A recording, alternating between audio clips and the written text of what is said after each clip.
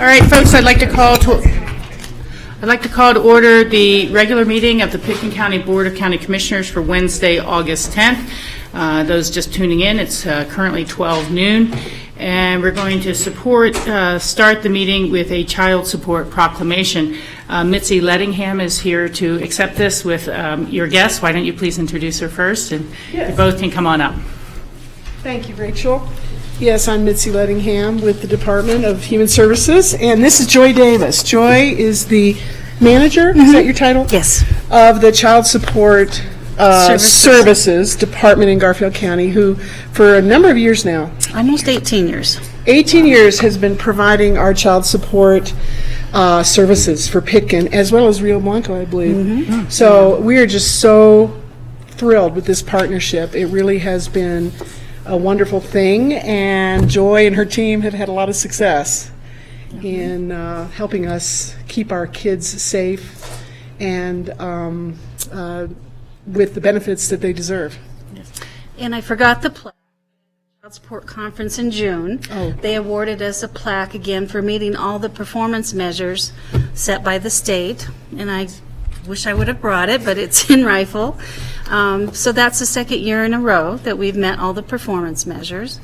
And just to give you an idea, last year we collected almost $700,000 in child support collections for Pitkin County. And so far through July, we're at a little over $400,000. So we're on track to meet or exceed last year's collection goal. Very, very good. Really appreciate the work, and we often talk about working regionally, and this is an example of one of our great regional partnerships, and the partnership that goes as far as Rio Blanco, as you were saying. And we've had previous work sessions to understand your work and the importance that places to families. So with that, if you two would like to come up in front of us, and we'll also read the proclamation. Sorry, knock the table over. Yeah, well, and watch the wires. Watch the wires. We are definitely in a temporary location here. That'll be just fine. We can just face grassroots. That's probably close enough without entangling yourself and all this. So, a proclamation of the Board of County Commissioners of Pitkin County, Colorado, designating August as Child Support Awareness Month. Whereas the month of August 2016 has been designated as Child Support Awareness Month, a time for Colorado residents to honor, praise, and publicize the impacts of the work of child support services. And whereas Child Support Awareness Month salutes those parents who support their children and honors its child support professionals who work tirelessly each day to promote the well-being of children and the self-sufficiency of families, by assisting both parents to meet the financial, medical, and emotional needs of their children. Whereas throughout Colorado, child support professionals carry out this important work of establishing paternity, child support, and medical support orders, recognizing that these activities directly support the vision that children can depend on their parent for financial, medical, and emotional support that they need to be healthy and successful. And whereas Pitkin County contracts with Garfield County Child Support Services, and Child Support Awareness Month is a time to thank the Garfield County staff who work so hard year-round to enhance the quality of life for children by ensuring that they receive the financial and medical support that they are entitled to. Whereas Garfield County child support professionals working on behalf of Pitkin County by contract in 2015 exceeded state and federal performance rates for Pitkin in the following areas of child support activities. The PEP category, Paternity Establishment Percentage, state is 94%, Pitkin is 95.9. Cases with orders, state is at 89.5 and Pitkin is at 93.9. And year-to-date current support, the state has collected 70% and Pitkin County is 71.8, a 20% increase over 2014. And the cases with an arrears payment is state at 70% and Pitkin County at 79.4. So we see some people catching up, which is very helpful. Across Colorado, 2015 child support collections increased 2.5% over 2014, reaching a total of $355,622,665. Now, therefore, be it proclaimed, the Board of County Commissioners of Pickens County do hereby proclaim August 2016 is Child Support Awareness Month and offer our greatest thanks.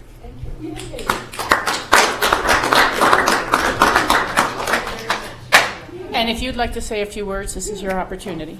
Well, I certainly have a staff of 10 people that help reach this goal, and they really work hard. They're very dedicated. And just to make you aware that we entered into a 115 demonstration grant with the federal government to do a behavior intervention project, and that starts this month. So the idea is to try to work with our non-custodial parents quicker so we can get a payment in sooner than, I think it takes an average of 75 days now from the date of an order to payment. So our goal is to get those payments coming in quicker. Very good. So we're hoping using this intervention, which is very interesting going through this whole process, to increase collections to families. So we'll hear about that next year. Yeah, we'll let you know the results of that next year. That'd be great. All right. Okay? Thank you. I appreciate your work greatly. Okay. It's now time to move on to public comments, a chance for the public to address the board on issues that are not on today's agenda. Is there anyone here today to make public comment? There being none, I will close the public comment section of the meeting and move on to commissioner comments. George. Well, we lost another one of our old guard with the passing of George Madsen. George, of course, was a county commissioner, 2 terms. Last year, he was inducted into Aspen's Hall of Fame because of his longtime involvement and contribution to the community. I got to meet George in the early 80s with the formation of the Aspen Snowmass Nordic Council. George was also a founding member of Aspen Rotary. He was a coach with junior hockey and many other endeavors. I used to see him up in the senior center. He was active with the seniors. So thank you, George, for all you've done to help make our community a better place. Yeah. Very well said, George. Thank you. Others, Steve? There is the Aspen Valley Land Trust has announced the date of their Save the Land Dance, which will be held on August 27th.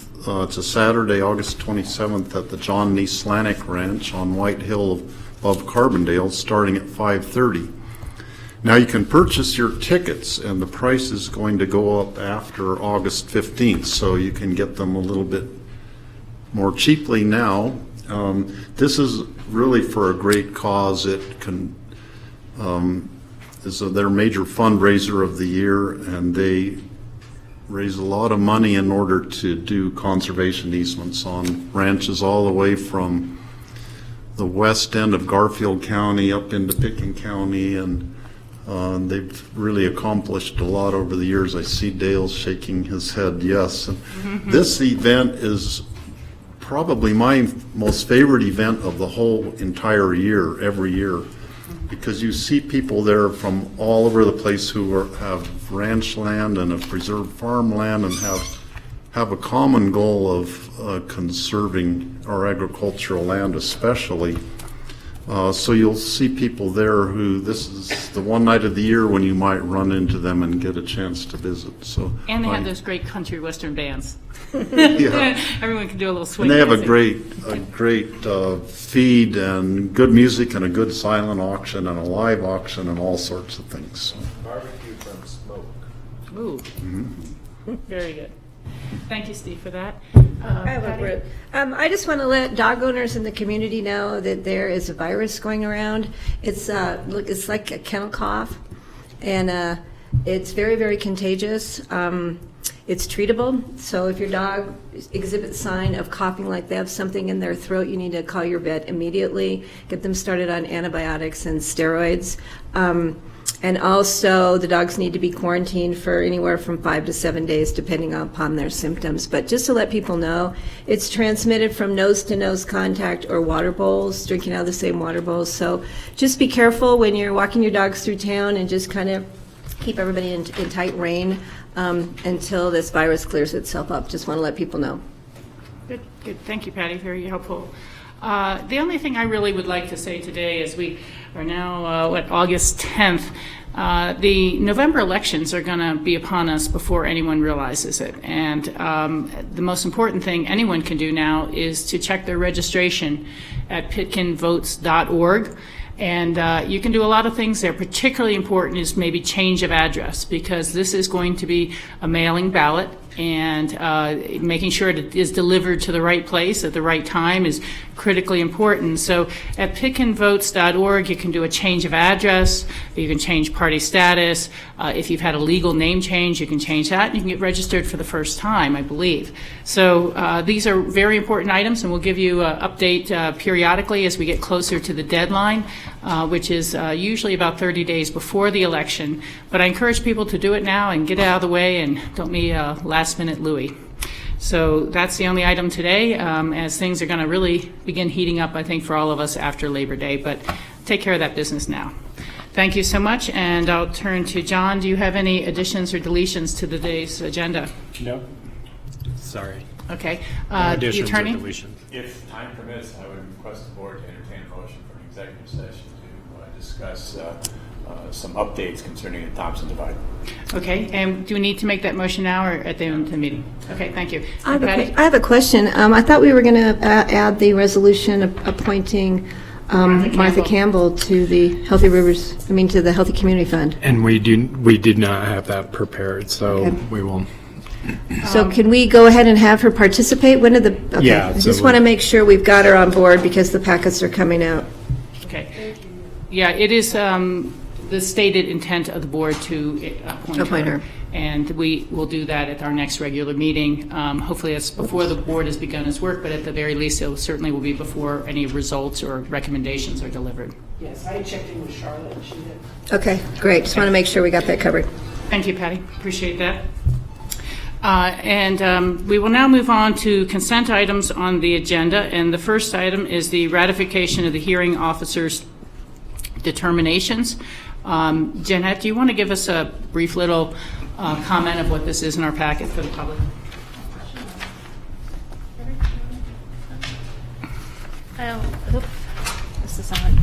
I also have Larry Fite with me from the assessor's office. I don't know if I'm transmitting or not. But every year, the 1st of July, the Board of County Commissioners sit as the Board of Equalization for tax appeals of the assessor's valuation. And what you have before you today is the hearing officer's recommendations from those petitions for appeals for approval. Thank you. Any questions for Jeanette? This is a single reading. It's not a public hearing, so if there's a motion from the board, I would accept that. I'll move to approve. Second? Okay. It's been moved and seconded. Any discussion of the board? I just appreciate the work of the hearing officers and Yeah, give them our it's good. thanks. I'll pass that on. Thank you.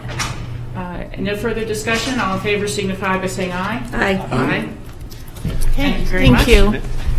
The next item is a resolution with Tom Oken approving a revision to the 2016 budget for the half-cent transit sales and use tax.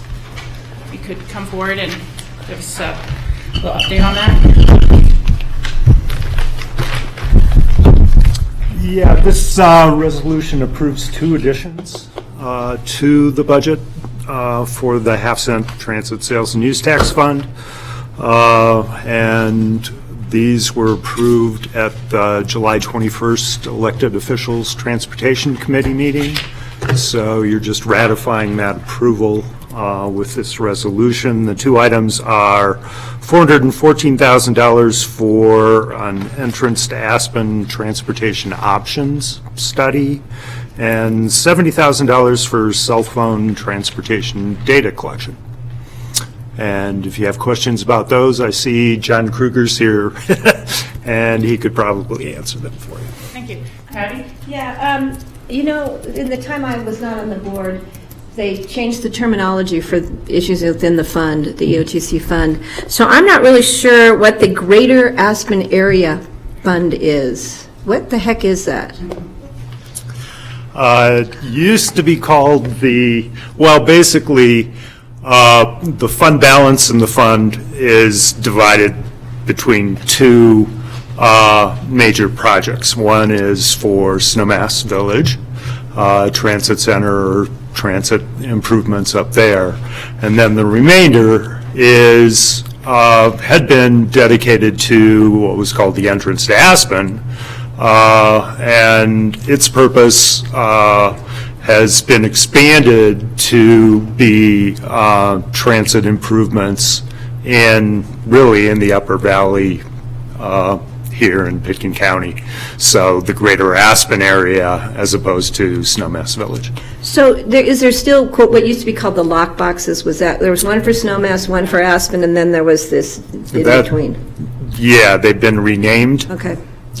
Because the lockbox Didn't seem to work. implied that it, was was a lockbox, absolutely couldn't be used for anything, and basically the elected officials transit committee can decide to spend the money on anything they want. The transit. So, yeah. Right, so the other So question is, at the EOTC meeting, I thought Snowmass was going to discuss pitching in some of their savings to help fund this, so it did not come out of the Greater Aspen Area Fund.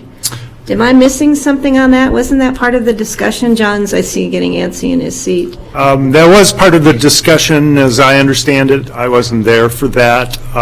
But since then, I think the mayor of Aspen had suggested that, and Snowmass's mayor had offered it. Aspen City Council and the mayor have decided that it's appropriate to just take it from. So they took Snowmass out of the loop, okay, because I was just Greater wondering, because Aspen. I didn't see anything coming out of that Snowmass Area Fund or whatever we're calling it. If I could, part of the history of this in broad terms is that when the ongoing dialogue about free bus service to Snowmass evolved into funding permanent free bus service to Snowmass, it really took a fairly large, all of Snowmass's remainder, per se, in an ongoing basis, and some more from Aspen. And so they were both renamed like that, and I think that may be a bit why Snowmass is not putting in additional to the study, is that they're literally needing to allocate everything that they kind of have towards that free bus service. Well, we were just kind of left out of that change. When we left the EOTC meeting, Snowmass was pitching, and then this comes forward, Snowmass is not. So I just needed to know that it wasn't forgotten, it was actually changed, as I remember it being discussed. John? Yeah. And just identify yourself for the record. Oh, John Kruger, Director of Transportation for the City of Aspen. Yeah, the Aspen mayor and the Snowmass mayor talked it out and agreed that it seemed cleaner and simpler just to have to come out of the Aspen, Greater Aspen savings account rather than, if it came from Snowmass, part of it, the Snowmass fund would have had to been repaid from surplus funds anyway. So it's all kind of an administrative kind of deal. Everybody thought it'd be cleaner and simpler just to have it come out of the Greater Okay, Aspen. just wanted to clarify that because it was missing from this. The other thing I say is I'm going to support this, but I want to make it clear again that I'm supporting the study of new technology as far as the Upper Valley mobility issues. I am not specifically supporting construction and funding for a light rail at this time. Very good, thank you. Other board comments, George? Well, hopefully, rather than have prejudgments in terms of what may or may not happen, this study will provide us some valuable information that hasn't been done in probably over 10 years. Technology has changed. The traffic has gotten worse. Congestion is a daily exercise of frustration. So it's important that we have this study go forward. It's going to piggyback off of the work that RAPTA is doing. But for me, more importantly, as Patty sort of raised the earlier question, trying to understand the funds, I think it's great to see that the ELTC has come together as an entity to address this Upper Valley congestion traffic needs as a group versus just trying to leave it in the hands of the City of Aspen. Snowmass Village, Pickens County, and the City of Aspen all realize that this is a larger problem than just coming into the City of Aspen. And we've seen dollars be utilized from the EOTC from projects including the Airport Business Pedestrian Underpass, the upcoming Basalt Pedestrian Underpass, and even traffic mitigation for the Grand Avenue Bridge. So again, it just shows the understanding and collaboration that the EOTC has come, which has taken several years in terms of getting to this point, understanding that we're all in this together. We need to utilize these funds for the benefit of the entire community. Thank you, George. Other board comments? Steve? Yeah, thank you. I'd like to address other technologies besides the light rail or the rubber-tired bus system. There are other things out there, and probably 4 or 5 different things come to mind that could be potential solutions to that same corridor. One would be the aerial tramway that Tony Kronberg has been touting as the solution. The potential of a monorail system that would be an elevated thing that would solve a lot of the traffic problems, because it could go over Highway 82, it could go over Castle Maroon roads and things like that and not disrupt traffic. There's potential for electromag kind of vehicles that are pretty much friction-free and go in a vacuum tube. That's a technology that's being tested right now. So there are things coming down the pike that are, potential solutions. And I'm curious how much of what our study could have the information we gather could be transferred over to a potential other technology besides just the bus system or the light rail system. John, if you'd like to try to answer that.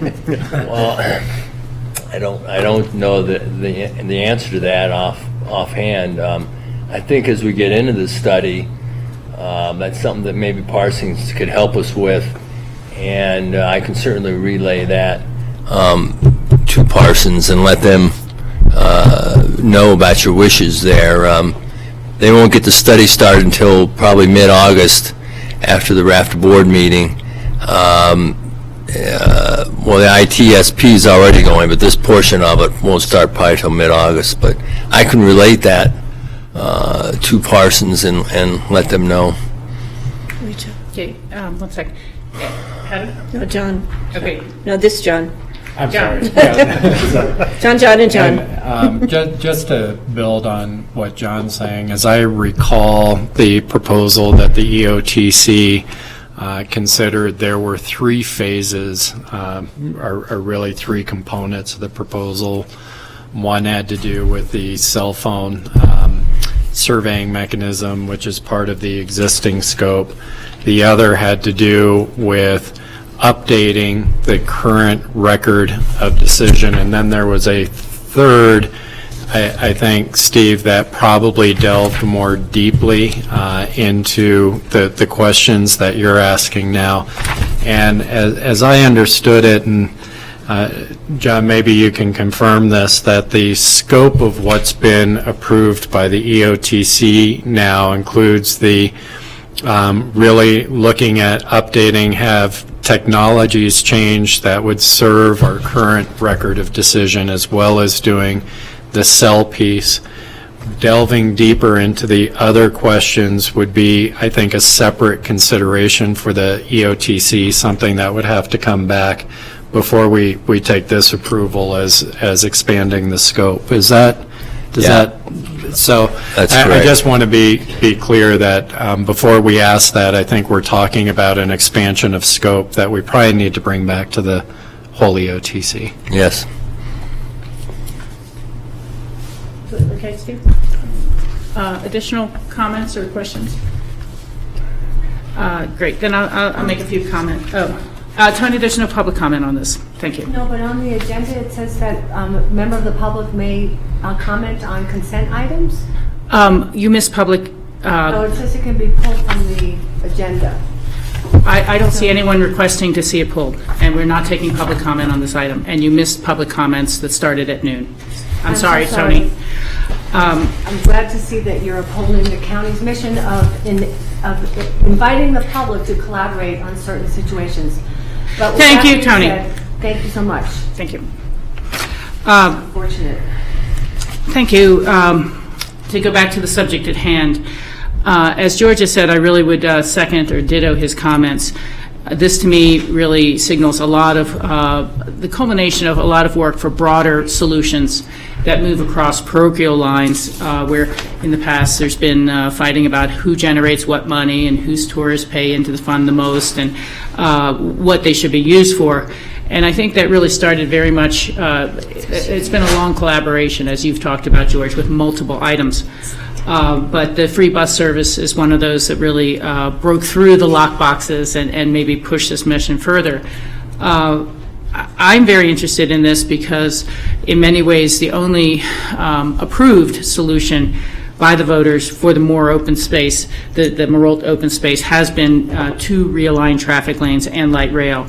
And perhaps if there is another solution, it would come out of this to go to the voters to look at as well and have in hand, because that solution has obviously not moved forward in quite a while. And I think what Steve is bringing up is the challenge that we all face of seeing today's problems but trying to look for tomorrow's solutions and not design a solution for 1999 that won't work in 2029. And I know that George, myself, and others have called for this sort of new reinstituted long-range planning. And when you look back at the great strides we have made in transportation efforts, I think they're very obvious, but taken for granted at a point now because we've been enjoying them for so long.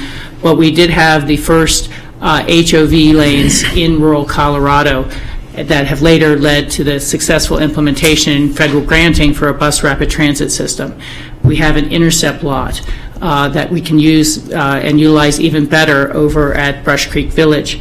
The city is using what everyone, I guess, hesitated to want to use, and that's transportation demand management measures of raising parking fees, to say that, you know, when you have free bus service here, your parking can't be free over here, and that we all who want to solve congestion are going to need to be involved in the solution one way or the other. I think that's the most important thing to take from this, is it's not that you create a solution for someone else so that there's no congestion when you drive. And that often is kind of the goals of things. We're reaching far greater and greater congestion and growth in the valley, and there's no real reason to think that will abate. There's no reason to think that the need for a commuting workforce will soon abate. And so to see this come together as a long-range planning effort, the type of planning effort that I'm sure John recalls that went into the formation of the Rural Transportation Authority, the Regional Transportation Authority. The city was spending hundreds of thousands of dollars a year in long-range planning efforts and efforts at augmenting RAPTA's budget to try to bring that to fruition. So we have a lot of things that are currently reducing traffic and hold traffic to a certain level. And having just come back from Long Beach, I'll say that we're not seeing nearly the congestion or traffic at others, but the time to get ahead of that is now, and the time to set appropriate behaviors is now, and it's literally coming down to some of the tougher choices for us now. And having this sort of expertise, to my mind, is going to help us make the right choices. So I was not able to attend the EOTC meeting. I was in Long Beach at the National Association of Counties, but I support the work and am really very heartened by the decision reached by all three boards to move forward with this. Just add a quick note. I think in light of Steve's comments, John Kruger, I think it would be worth the time to, when we get to that third phase, when we're looking at the technologies, to I don't want to go into depth with the new technologies, but I know Ralph is pretty up to speed on what's going on in the world. So maybe we could look at those other options just to see. I'd hate to close the door on other possibilities and keep we don't want to be close-minded on this. So I would just like it if there's something that we can do to help you'd introduce that to Ralph. I know we were pretty specific at the EOTC meeting, but you know, new technologies are coming forward, so I would like to see if we can somehow. I don't want to go in depth and burdensome onto the study, but I'd like to move that forward. Yeah, I agree with that as well, Patty, and I'm kind of sitting here thinking about, is there a way that maybe the board, and John Peacock, I'll look at you, could have a bit of a work session and discuss some of the options that are out there of new wave transportation, and get an understanding before we say, oh, okay, it's only another $60,000, let's allocate that towards paying the professionals to study it. I just, again, and I apologize, but I know the cost of a monorail. I saw the cost of a monorail. I remember the efforts for the request for proposals to build the A line, B line, and C line up to Snowmass Village and connect them. And when you go above grade like that, you're suddenly talking, not tens of millions per mile, tens and tens of millions per mile. And there's some things that would work, but they're not going to be financially viable for us to pull down. And so that's what I'm saying. I'd like to look at those and keep those in mind, the new car sharing efforts, Uber, the potential of car subscription services, and the changes in people's mobility patterns, I think will be very important in trying to say, how do we work with those? But I don't want to really even restudy rail. It was studied at a very great depth. We know what it would move or not move and how it would function. You could update the numbers some, but again, I follow the Hyperloop development in California and how they're trying to proceed with the suction tubes, but do I see this valley implementing one of those anytime in the next 10 or 15 years? No, and I don't think the money would be there to do that. So I don't mind looking and trying to educate ourselves further so we can participate in the study and the results better, but I also don't want to expend a lot of money on things that are just out of reach at this time for us. Yeah. So again, we're dealing with today's problems and looking at some level at tomorrow's future solutions, but I don't know how far into the future we should try to project. John Kruger and then John Peacock, if I could. Yeah, Rachel, one of the pieces in the scope for this task order was to scan for emerging technologies. And if you recall at the EOTC meeting, there were two different kind of scopes. One was a big scope to look at all the different potential options, all screens, all the alternatives. And then this one was adopted as a little narrower focused scope of work. So there is a portion in there to scan for emerging technologies, but it's not a full screening of everything that's out there and the 43 different alternatives that came through with the record decision in the FEIS. Yeah, thank you. And John Peacock? Yeah, and so what I believe we'll get from this study is a more in-depth look at the technologies that would serve us as part of the record of decision, a scan of what alternatives might be included if you wanted to expand on things like rail and bus service and the changes within there.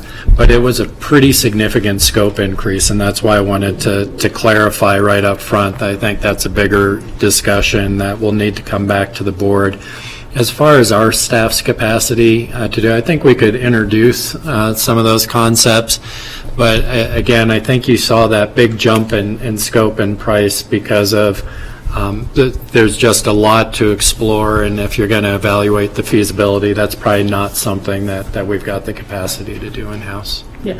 George? And this study will also provide updated financial numbers, because it's it's been 10 years, and even when the rail was first studied and those costs first came about, that was to go from Glenwood all the way to Aspen, 40 miles.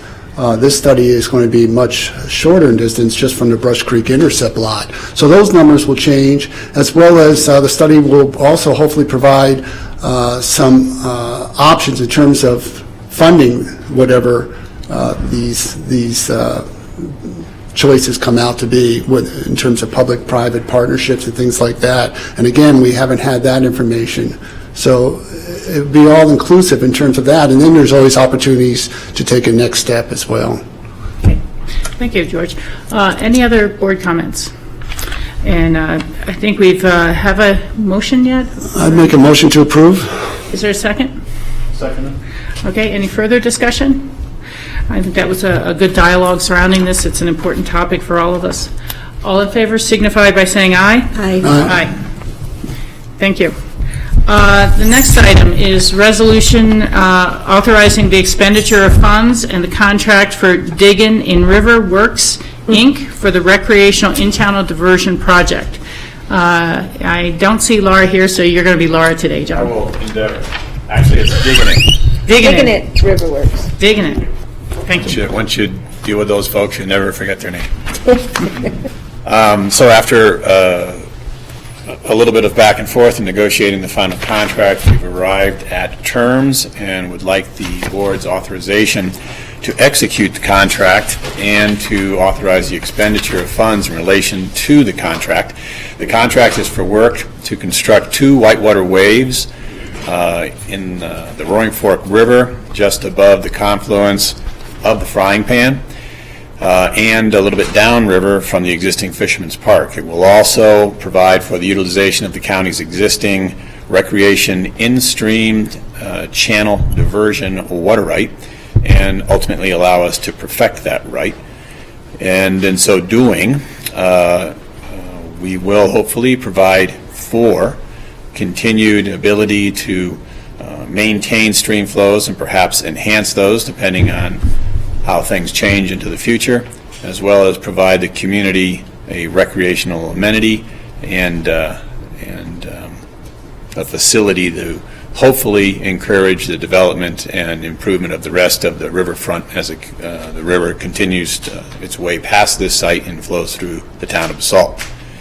The amount of the contract, or the amount of the expenditure, is proposed at $770,000. This would see for the construction of all in-stream and immediate stream side work.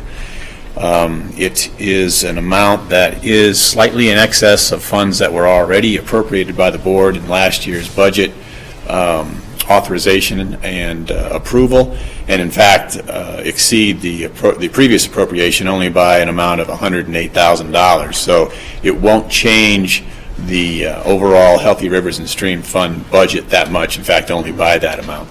So unless there are questions, that's the board's approval.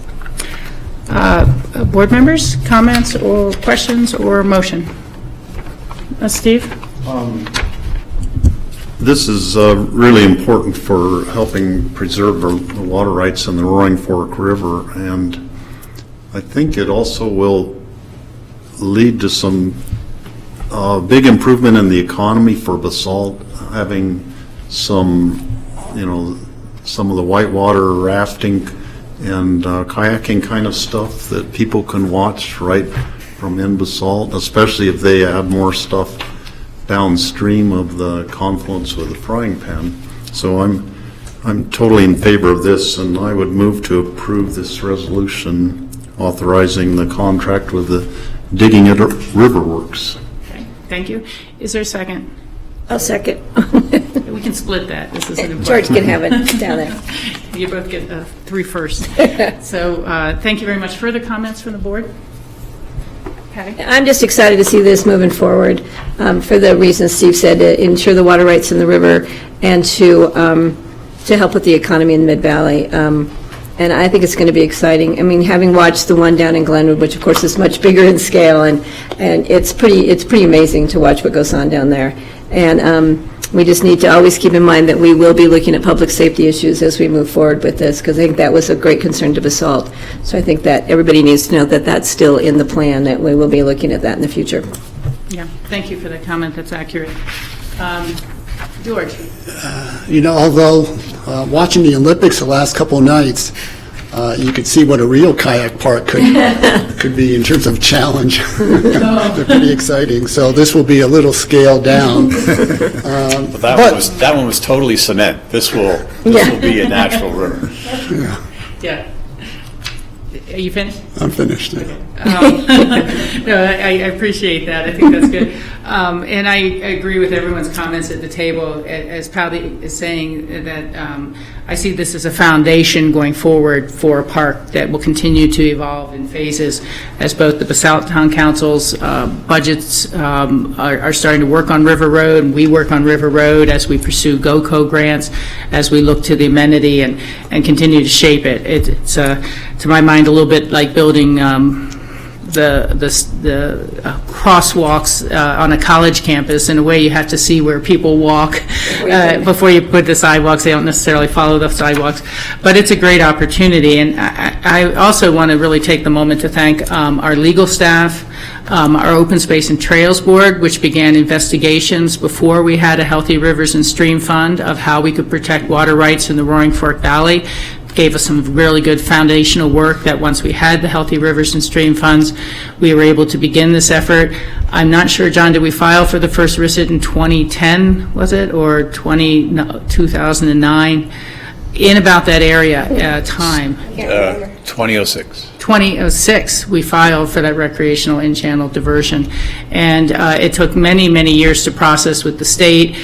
We had to negotiate down what we had hoped to preserve with the Colorado Water Conservation Board. And during that whole time, of course, in the background was the beginning of the formation of the State Water Plan. I participated in those Interbasin Compact Committee meetings to the extent I was able to. And one of the adopted policies, of course, was introduced by Denver Water called No Regrets, Low Regrets in the Future of Water Planning. And to that end, they say they do not want any more endangered fish listings or endangered listings that could prohibit diversions. They do not want any more designations such as wild and scenic that could prevent diversions. And they do not want any more recreational in-channel diversions that could prevent dewatering rivers and streams and using that water in other ways. So I hope we're not the last one in the door. I'd like to see other communities able to preserve their rivers and their recreational amenities, but we may be close to the last. And it's clear in Colorado water law that we cannot pull the water right down until we have put the structures in the river that they will function as a water park. So it's important for us not to let permits expire with the Corps of Army Engineers to be able to move forward at the appropriate time to avoid the spawning seasons and damage to fisheries.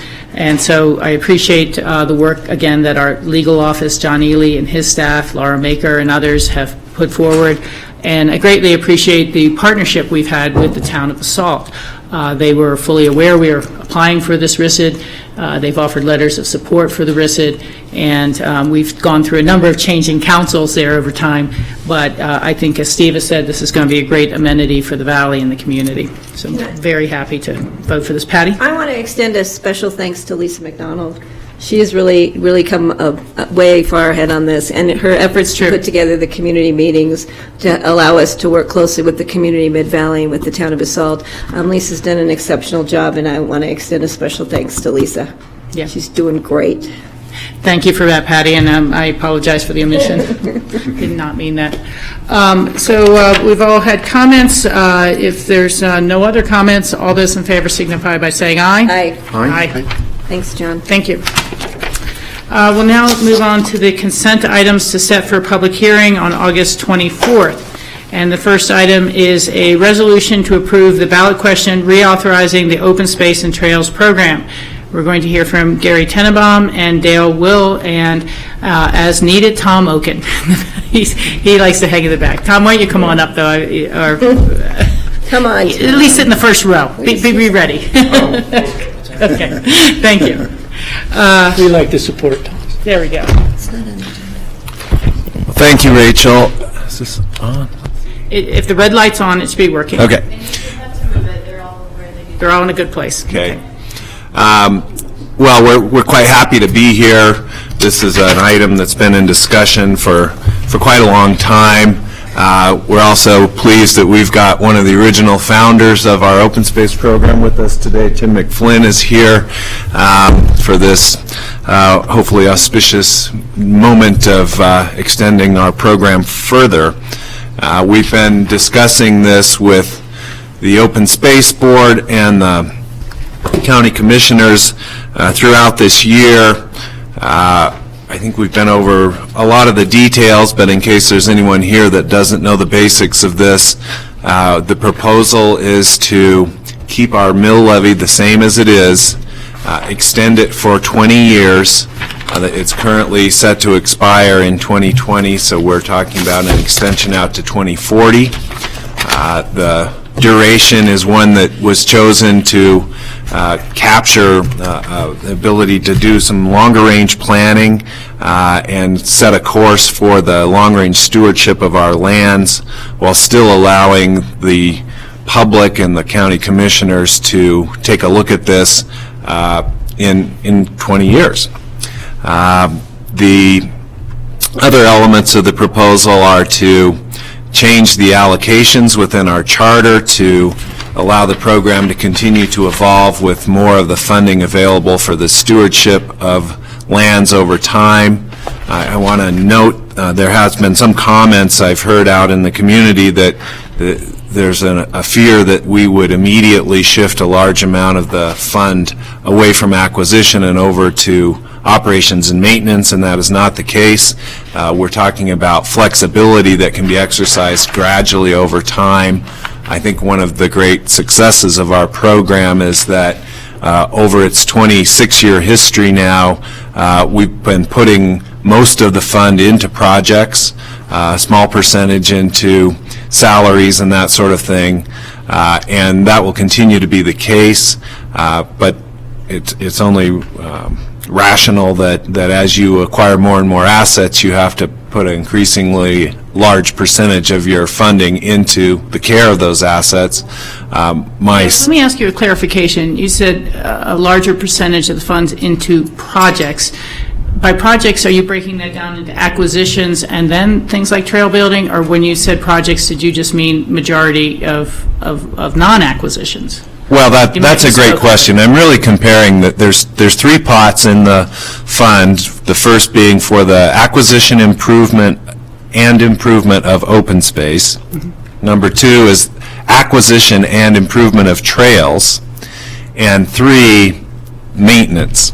So the new flexibility in the charter is the heart of it is to allow a shift from the first 2 pots into the third. The maintenance. The maintenance. So when I'm talking about projects versus overhead, if you will, not a very glamorous term, but we're talking about having the open space trustees and the county commissioners with the flexibility to gradually shift funds away from the acquisition and improvement of open space and trails over to the maintenance of those things. And maintenance is also not a very glamorous term. I like the word stewardship because it really more accurately depicts the range of things we do. And as we discussed yesterday, one of our biggest maintenance items is actually the work that we do on habitat restoration and biodiversity protection. So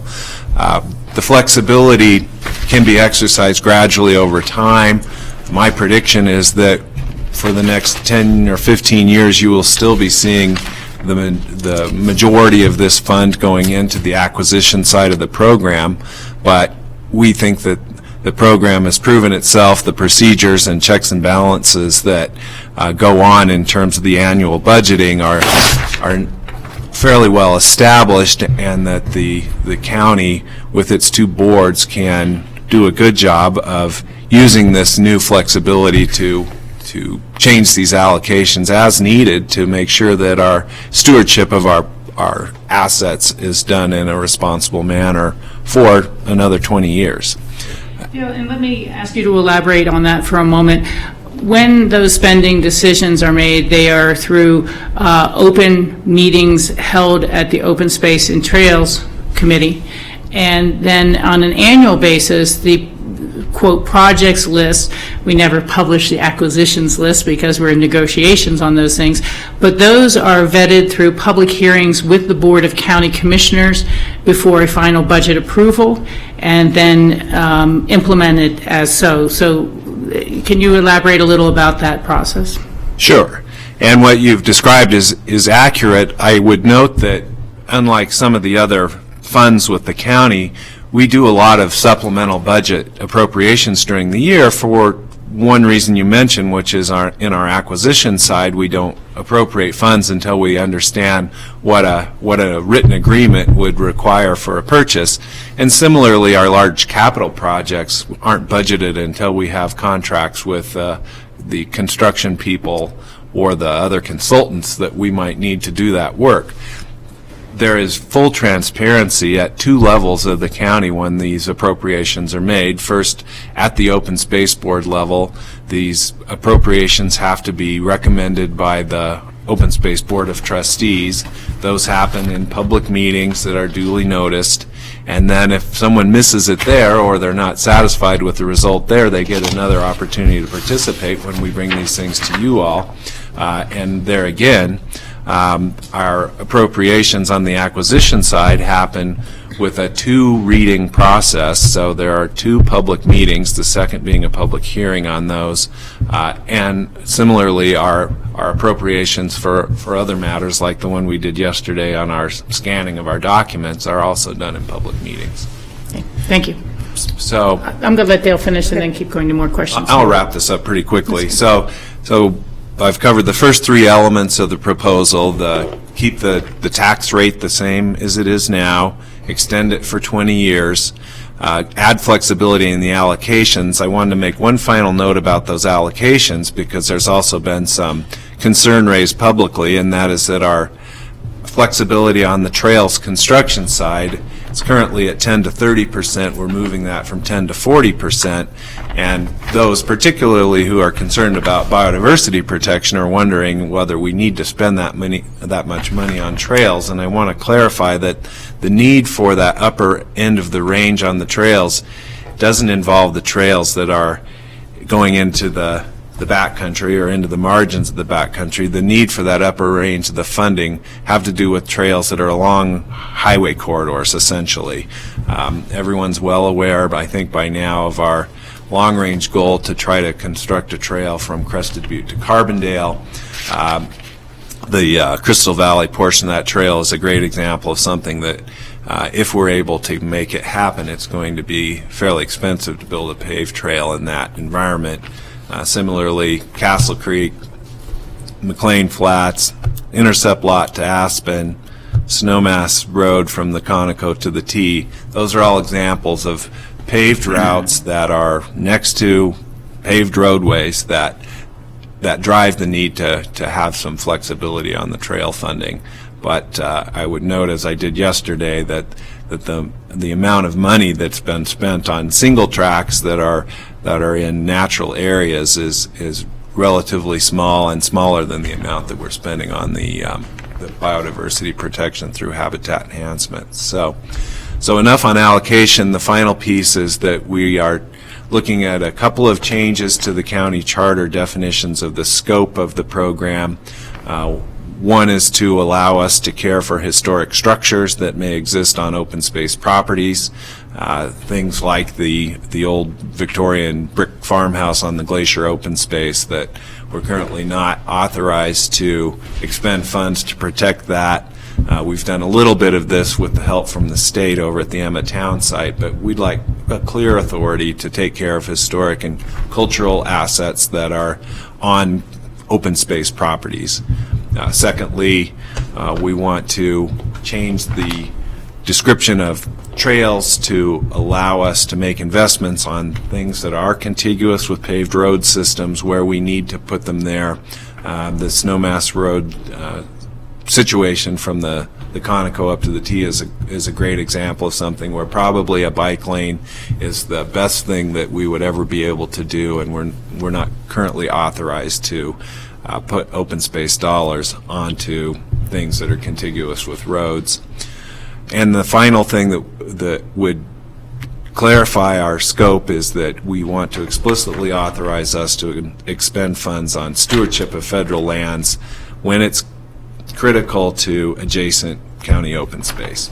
Great example of that is the law enforcement officer at North Star, federal employee paid for by open space to try to keep the calm through the North Star Preserve. So those are the 4 elements. Same tax rate, 20-year extension, more flexibility in the allocations, and 3 tweaks to the scope that's outlined in the charter. And certainly if Gary or Tom or our Tim McFlynn has something to add to that, I also am happy to see Tom Cardamone, one of our alumni who spent over a decade helping us with this program as well. So. Okay, thank you.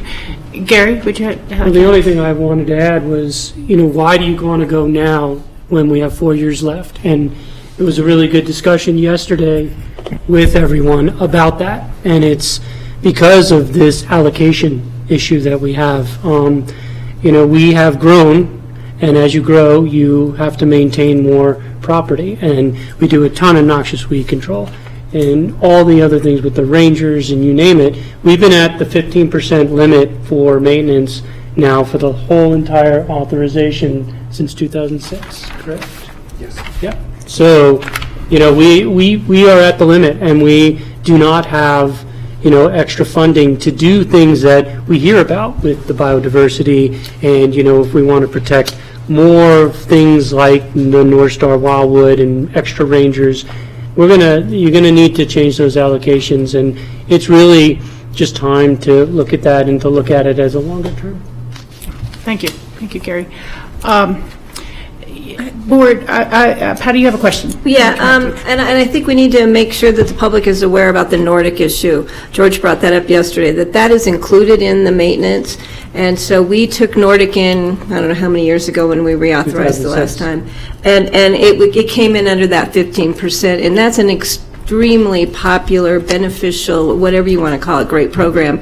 And we need to make sure that we can continue to fund that property with the expansion of another, what do you call a maintenance guy and another track piece of it, tracker, track setter. That was a great example of, George brought it up yesterday. In 2006, it was the big thing of the reauthorization is to bring Nordic in. It's been extremely successful. The program has been able to incorporate it. We have extended the program modestly, but you were kind of at that limit. Yeah. Well, I think the public needs to be aware and reminded that was brought in under the funding of open space and trails under maintenance. The other thing, part of our discussion yesterday, I think the public needs to be very aware that when we do these, if in the future we do these projects to put a paved bike, pedestrian bike access along a road, that it will go through the public process. It's not going to be, we approved it, we changed the language, we're going to do it. It allows us to go through that public process. So there will be public involvement, taking public comment and working with the adjoining neighborhoods. I think that needs to be very clear to people because there's a fear out there that we're just going to start building trails along the roads or anywhere. And I think people need to really understand that there is a long process that those projects go through. And as far as the biodiversity, the policy that came through Open Space and Trails, the board is extremely well written. It's, as we said yesterday, a living document. We'll reevaluate it as we move it along. And that will become part of our decision-making process. And I think that's a great change. That policy was much needed. And after a lot of public involvement, we think we got a really good start on it. The other thing is I think we need to, again, look at an ecologist type of position within Open Space and Trails. That was something that really came out in the discussions, and I think we can't forget that as part of moving forward. So I think you guys have done a great job, as always. It's not an easy thing to try and make sense of putting a ballot question on. The fact that we are not changing the amount and that we're just extending a program, the public needs to be aware, if we don't have this program, if we don't have this funding, what will we do with these amazing lands that we have acquired and these great amenity to the community? And the protection of the wildlife habitat is such a key part of this that's why we need this funding to allow us to continue to maintain these amazing lands. Thank you, Patty. Other board, Michael. So under 13.5.1, number 4, you have preserving and promoting historic agriculture and ranching activities. I think that's too limiting of a statement. Don't you have growers, glaziers who grow flowers? Yes. So that's not really food production, but it's agricultural production. And don't you have growers who grow potatoes for liquor production? Well, yes, we do. What they do with their potatoes is up to them, but we have growers growing potatoes, and that's... If it has Pat Stanley's name on the lease, that it's going to be turned into a vodka, which is not food production, it's still agriculture. So I would suggest to you that you limit yourself, because you could have those same questions, and you wouldn't be able to answer them under number 4. I think you have to have something that allows for whatever, innovative, modern, whatever, agricultural production. It's not necessarily historical, it's not necessarily preserves ranching, but does promote agricultural activities. I think that's a fair point. When we've been somewhat struggling with these definitions, we were initially just simply going to strike the word historic so that it was all agricultural production, which would encompass all the things that you were describing. Some were afraid that the deletion of that word signaled an abandonment of our ranching heritage, which we weren't wanting to signal, but I'm open to any suggestions on this clarification. We could, or if you want to have us at second reading, have addressed this issue.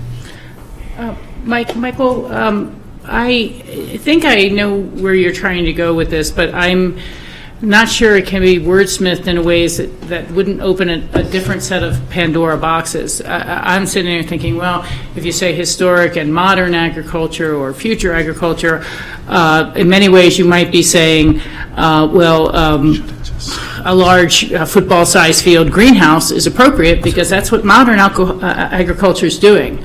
Or, as I saw when I was up in Jackson Hole, the construction of vertical agriculture, where they rotate the crops inside a warehouse with green lights growing all the time.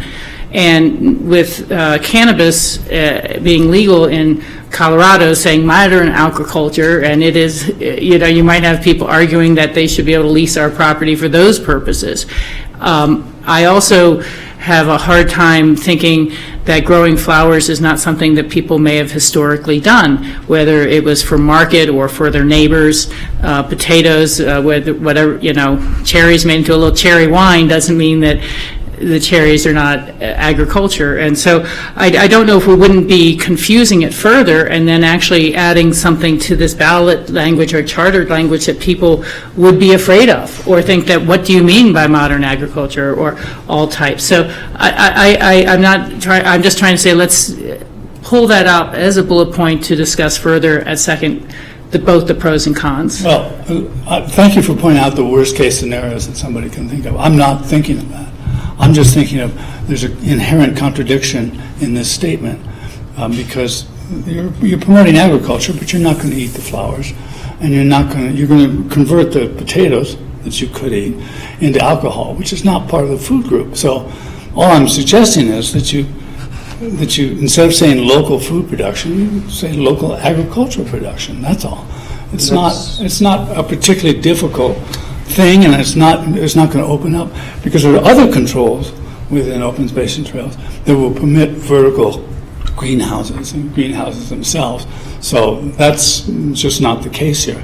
But I don't want them to be caught in a contradiction. That's all. Okay. Well, Thank you. you kind of cover it with the local agricultural production is, it kind of covers a lot of that. You're producing it locally. Yeah. The flowers are going to Whole Foods. The flowers are not being produced to go to China or anything like that. We have a lot of stuff in our agricultural lease bid process that Michael referred to that protects a lot of this. And so originally, that's why we were taking just historic out. But we want to recognize that historic ranching is a piece of this. So, if we could change it to preserving and promoting historic agriculture and ranching activities and local agricultural production. That covers it for me. Could we bring that back to second reading and see? Okay. And do you think you guys could bring maybe a definition of agriculture from the Department of Agriculture as well? So we see if we're not overkilling the language or including something we don't need to. Last time I looked, the definition is the production of food and fiber, but we'll double check that. Okay. Thank you. Steve? Yeah, that spurred the thought process in my head. Farmers in the Roaring Fork Valley have been producing alcoholic products for over a century, dandelion wine being one of them.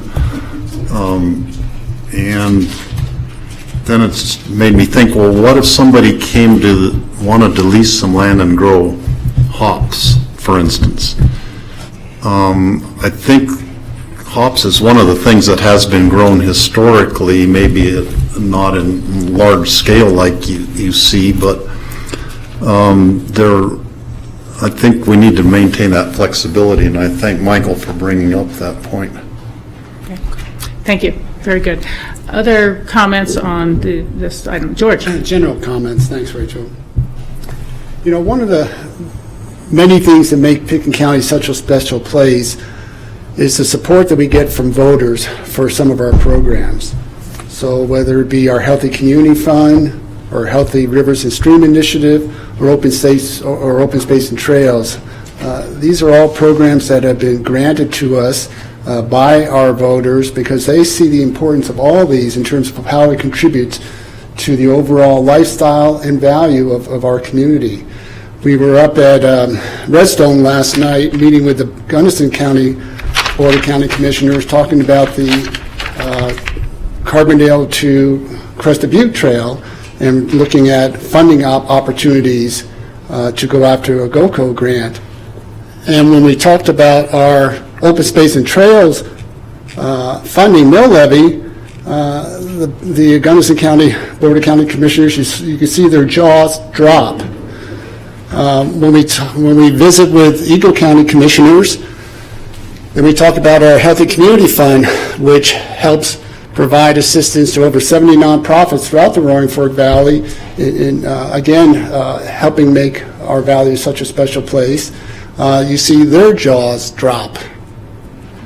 When we meet with Garfield County Commissioners and listen to them, our jaws drop. But it goes back to the importance of what is one of our premier programs, I think, that we're able to offer as a county that very few counties have, and that is our Open Space and Trails program. And as has been stated here today, we have now, over 26 years, accumulated close to 20,000 acres, 15,000 are conservation easements, and about 5,000 acres in terms of actual fee simple. We've also accomplished about 70 miles of trails, and majority of those are seasonal trails. And we also have a world-class Nordic system. These are all things that we are very proud of, and again, what makes Pitkin County such a unique and special place. So our ability to continue these programs, to continue to provide these services, to continue to provide stewardship that goes along from maintenance to education to enforcement, means that we have to have the support of the voters to be able to just reallocate some of these funds and allow the flexibility to meet our current and future needs.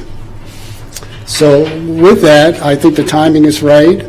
I think some of these additional amendments, just to help clarify the scope of what the ability of the Open Space and Trails program can do and will be able to do in the future, is going to be very beneficial for all of us.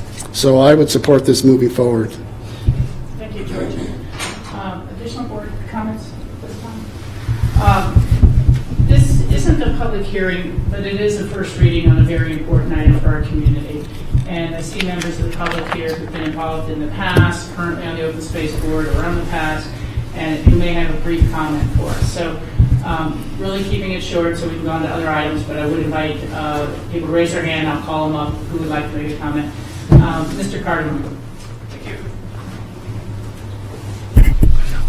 Tom Cardamone, founding member, I guess, of the Open Space program 25 plus years ago. Thank you all for keeping it alive and well and moving ahead. And I'm here to encourage you to to support the reauthorization, but I have a few comments, and I'll keep it pretty quick. First is that when we started the program, we all assumed that natural biodiversity was a kind of a basic principle that we all held, because we did, and yet as things moved forward and the valley became more crowded and dispersed recreation became more and more popular, we became clear that going from assumption to memorializing the language would be important, and so I'm really pleased to see that the board and staff have, I think, accomplished that in the new language, and maybe a case in point, reading through some of the charter language, it suggests that historic trails that provide egress to public lands and recreational sites are part of the mandate, and yet every stream and every gulch and every valley has an historic trail. In fact, a network of historic trails in them if you look hard enough. And yet, if you go a little deeper into the language, this new language, you see that the natural biodiversity addition promotes the natural biodiversity as an absolute goal, and then everything else seems to follow that as conditional goals. So that's wonderful to see, to see that, because there are some important historic trails that, Hunter Creek was our initial motivator and smuggler, and then there were a few others. But as I said, if you look, you can find those trails everywhere and provide justification. Thank you for the giving priority to biodiversity. Thanks for being responsive to the community. It was about a year ago when I was part of a community group that started talking about reauthorization with the open space program, and there was a growing din about imbalance, whether it was real or perceived. There was a growing din. I was concerned about whether reauthorization would meet with more opposition than it ever had, because it's usually been 60 to 70% supported.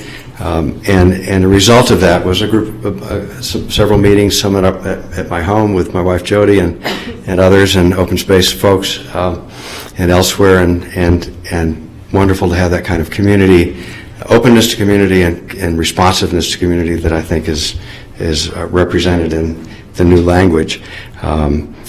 I'm hopeful that community involvement will be a continuing part of implementation of the language. It's great to have the language, but actually getting stuff on the ground is going to be a lot of work for these guys, and the community should be there behind them to support that.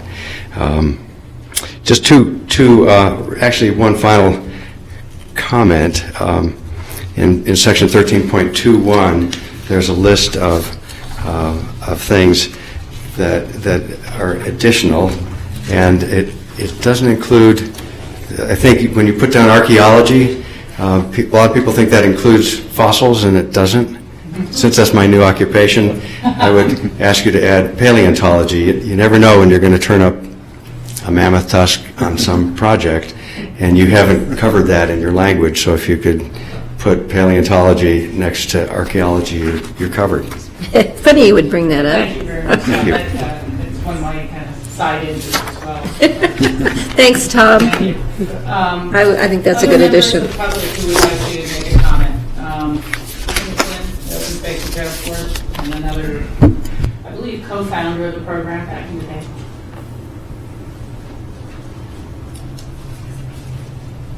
Thank you, Rachel, and very briefly, first, thank you for the work you did yesterday as a board on these topics in your work session. I was one of the handful, 6 or 8 people who put the program together in 1990. Tom was one of them also. I'm really delighted that he came, because if you looked at the biodiversity policy's evolution, what you would see is very thoughtful input from Tom and Jody Cardamone, Will Roush, and other people who are leaders of the conservation organizations and expertise in our valley. And if you think about who the founding group of citizens were, they too were from that world of ACES and Wilderness Workshop and the like. And having this biodiversity policy, Tom knows because he was on this board for a long time, the Open Space Board. It was a practice, but it wasn't a policy. And that's what the staff probably pointed out yesterday. Having the policy adopted unanimously last Thursday by our board is really a pivotal moment in the history, the ongoing history of the program. And the comment I would like to make, if you're of a mind to move this forward, and as I see, it's August 10th is a actual first reading, and I think the 24th perhaps second reading. The key to policies is the implementation of the policy, the adherence to the policy. And when I spoke to Tom or Will Roush or other people who put a lot of time into the development over the last 6 months, especially 90 days, I think what you should know is our board, the Volunteer Citizen Board, is really committed to implementation. And I didn't see, I know George was here last Thursday when we talked about this for an hour and a half. But I'm just going to say a word or two about that because this is a public meeting. If you think about not just management plans like Deer Creek, where you have a historic access, but it's a wildlife-rich area that hasn't yet been studied, that's easy to see where this policy might matter. But it also might matter to acquisition ranking in a queue of acquisitions, what you might rank higher when you really do the biodiversity policy on the ground will change. It also could impact staffing, and I heard you say, Rachel, from following this in yesterday's meeting about an ecologist, which Lisa Tasker and others recommended.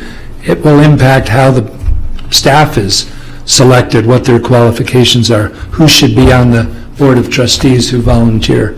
So that's all I want to say is it's great to be on the eve of recommending authorization and hopefully having broad citizen support. But on this issue, we have to be vigilant, and all the people who submitted comments continue to be involved so we implement the policy. Thanks. Thanks. Thank you, Tim. Additional folks who may have showed up to comment on this item?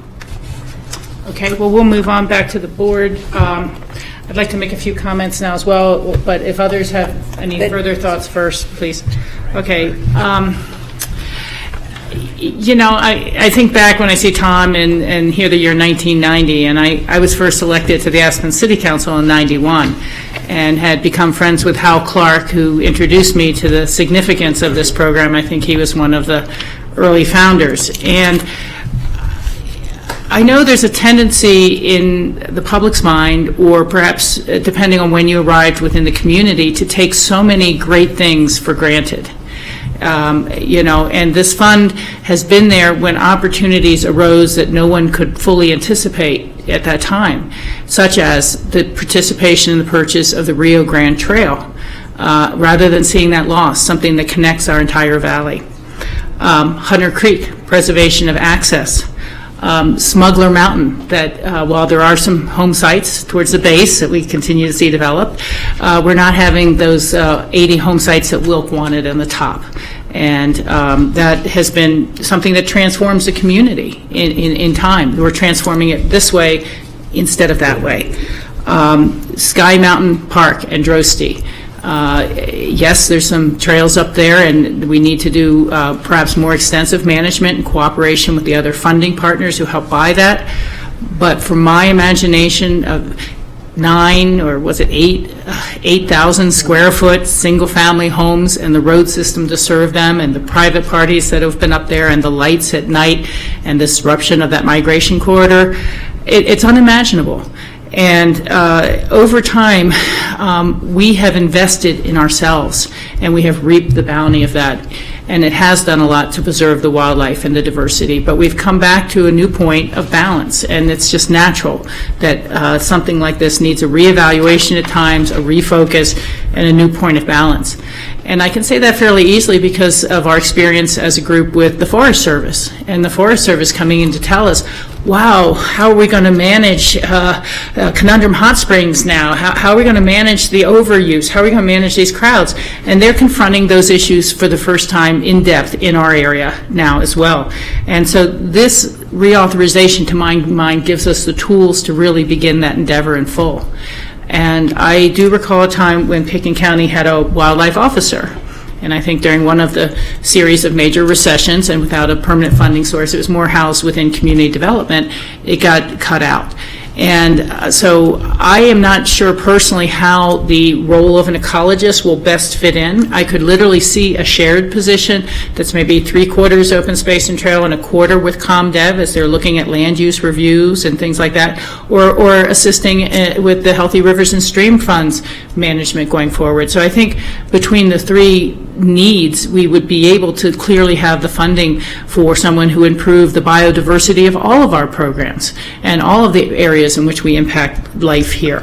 So I see some really good potential things there. We do employ at times wildlife biologists and specialists, and when we're doing a management plan for some of the acquisitions in the past, we get reports from others that give us an idea.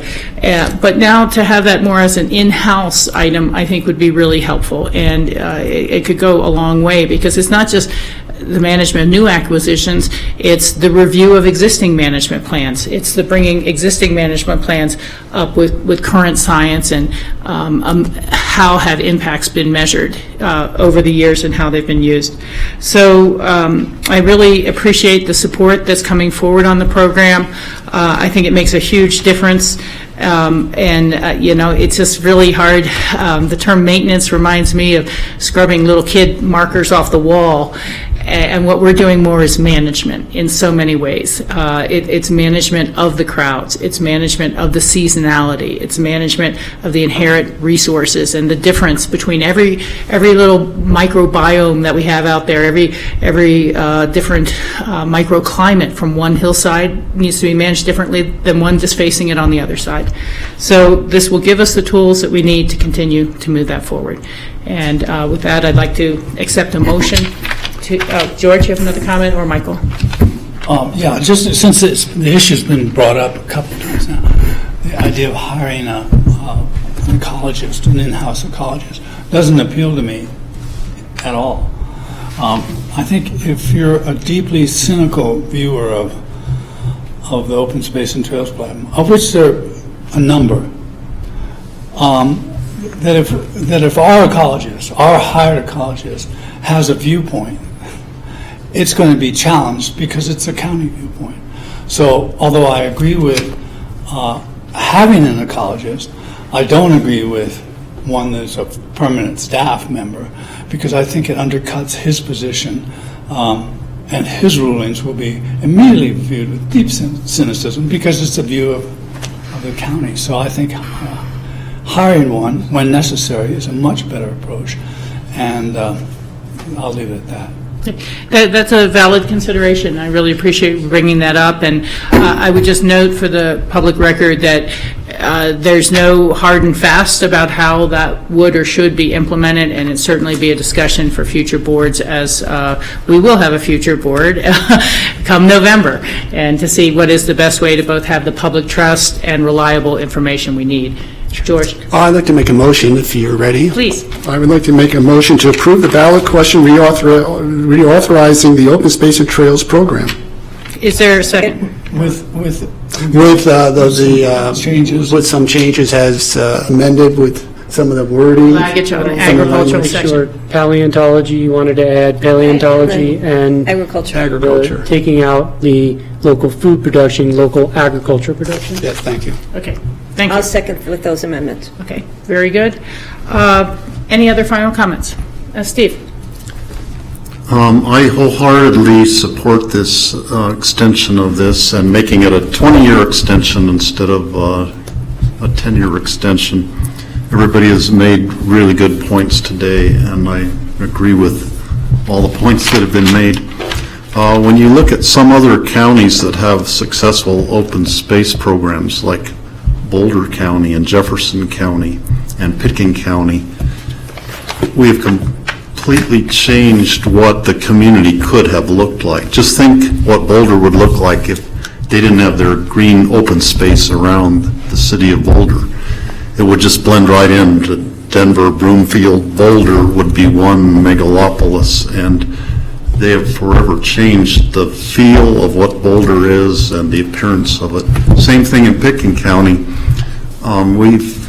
We've changed, and Rachel pointed some of these out, where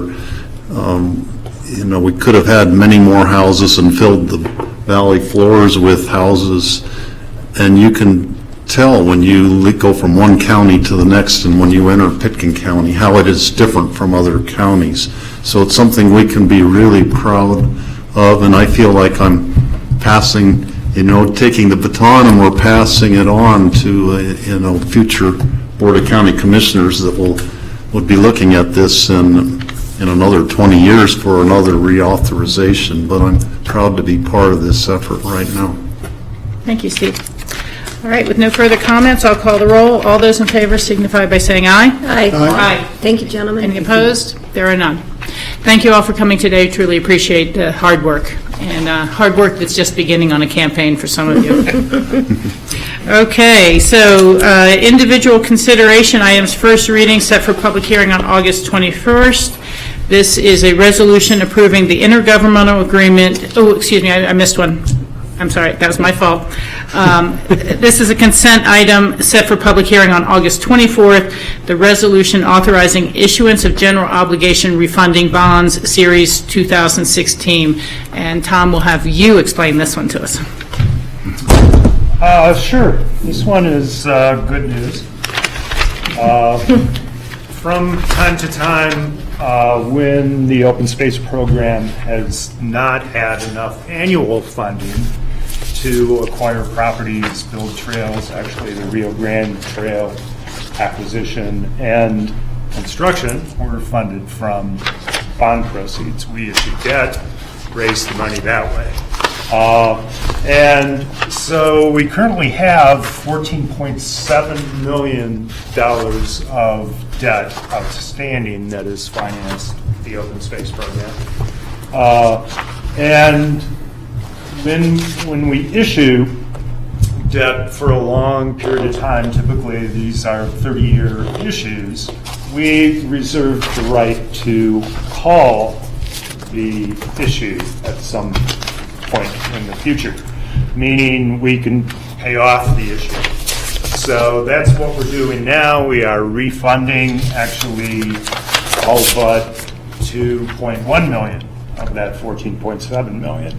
Is being refunded because it's callable this year. Refunding is similar to refinancing your mortgage. So we're issuing debt to replace debt. The new debt we're issuing is at a lower interest rate than the debt that we're retiring, and thereby we're saving a lot of money, actually. So the specifics on this is one of the debt issues is $4.25 million, which was issued directly to Joyce Smith, property owner, for the eastern end of North Star. And the interest rate on that debt is 5.3%, and we have refinanced it at 1.95% interest. The other one is 2006 series of bonds, a little more than $8 million outstanding. They're at 4.25%, and we're refinancing those at 1.99%. So both of those under 2%, less than half of the interest rate, saving us more than $2.5 million in interest over a period of time, and that works to the benefit of the open space program in that The 3.75 mill levy generates property tax annually, and the amount that we need to pay off this debt comes off the top of that. And so it reduces the amount that's available annually to spend on acquisition or maintenance and so forth. So that is where the benefit of this $2.5 million in savings is coming. Thank you, Tom. I have one kind of technical question, because in refunding, you're extending the term of a note, a new note with a great interest rate. Thank you very much. But how tied is that to the reauthorization vote as a repayment source? Do we have to wait until the reauthorization has occurred to do that? What would be the repayment source? Well, I guess we have 4 more years, even if this reauthorization doesn't go forward. How do those play together? Yeah, actually, the debt authorization is also from the voters. And when they authorize us to issue, this is called general obligation debt, backed by the property taxing power of the county. It's an unlimited property tax authorization. So it is not tied to the, open space reauthorization. Open space reauthorization at all. It has its own authorization, but the tie to the reauthorization is that levy isn't in addition to what's needed to pay off the bonds. Instead, it's net of the levy. So if reauthorization didn't pass sometime, there's still the debt authorization that has its own authorization for property tax to repay that debt. Okay, and let me try to restate this, and you tell me if I say it wrong in layman's terms. They are general obligation bonds of Pitkin County as a whole, issued by voter approval. And the current open space and trails mill levy, the amount equal to the annual payment is transferred to the general fund to then pay those. We're not really paying them out of general fund revenues, we're paying them out of open space and trails revenues? Yes. Yes. Yeah, and actually it's paid directly out of the open space and So trails directly out, fund. and we don't even transfer in, Right. even though they are general obligations bonds. It was knowing that we had this specific fund that was the source. And if for some reason the reauthorization failed now and was not reauthorized again in 2020, it would remain an obligation to repay those from the general fund. Not from the general fund. No, so but you would still, there would be a property tax levy, much less than 3.75 mils. That would Whatever's remain. needed would remain for the life of the bond issue to pay off that bond issue. okay, thank you. That's the clarification I needed. So that obligation, because it was voter approved to issue those bonds, would remain without a reauthorization. Correct. Okay, thank you. Any other board questions for Tom, Dale, or Kerry? Okay, this is not a public hearing. We're setting the public hearing on August 24th. Is there a motion to approve and move to that public hearing? So moved. Second? Okay. Is there further question or discussion? Thanks, Tom. Oh, Steve, do you have a? Just a comment. I think it's amazing. I was curious about the interest rates, and I'm glad that Tom pointed those out to us, but the fact that we can save over $2 million on the life of these bonds by taking this step, and we can basically put that money to better use in the Open Space and Trails program.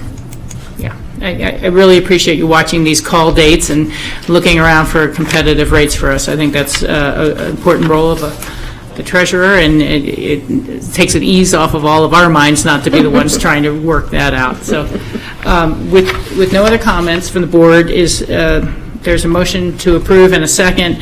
All in favor signify by saying aye. Aye. Okay, thank you. Thanks, Tom. We're now going to move to first reading set for public hearing on August 21st.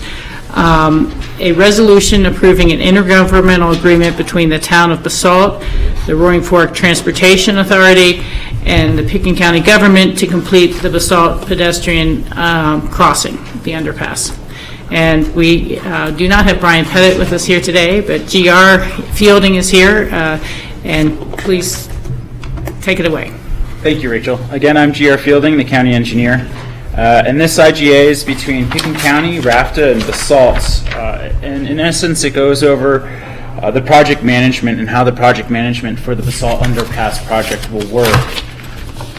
This is putting together a similar team to what we had for the Aspen Airport ABC Underpass several years ago. In reality, this just really further reaffirms the need to look at transportation regionally, and not just on the planning side, but on the project implementation side as well. In the IGA and in the AIS, what the board will see is all the various funding types that has to go into a project like this to get it done in our funding circumstances now. And putting this team together will give us a very good team to oversee the project. I would just add that this is also following up on a request from the board as we approved county funding to go towards the project that we have involvement in the project management. This certainly solidifies our role in taking lead in that project management process and having a good understanding of where the project is at.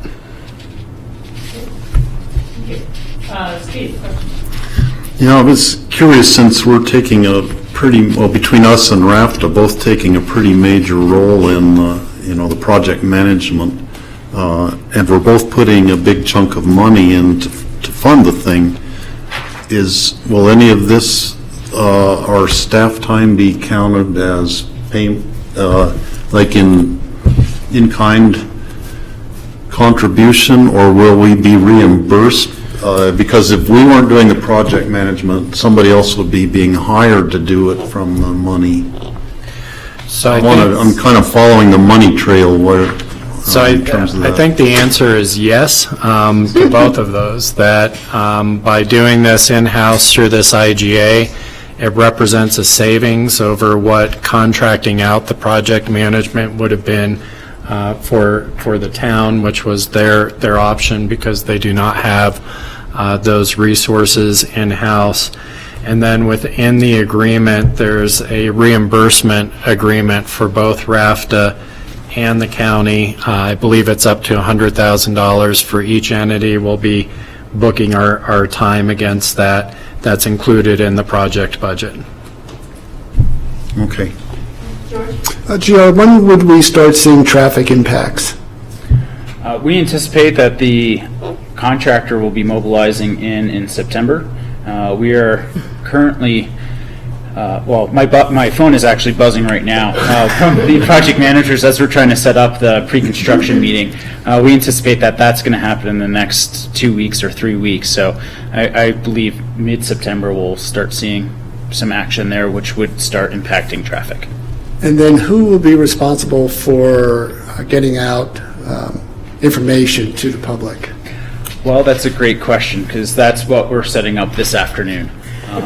The contractor is required to have a PIO, or Public Information Officer, and they are solidifying their contracts for doing that. On top of that, we are looking at doing an effort similar to what we did with the underpass at the ABC, in where we did radio ads and things of that nature, along with hiring a local liaison to work with the community in that area, because we know that we're going to have some significant traffic impacts, not only on 82, but also accessing in and out of Basalt, and really we have our eye on the south side.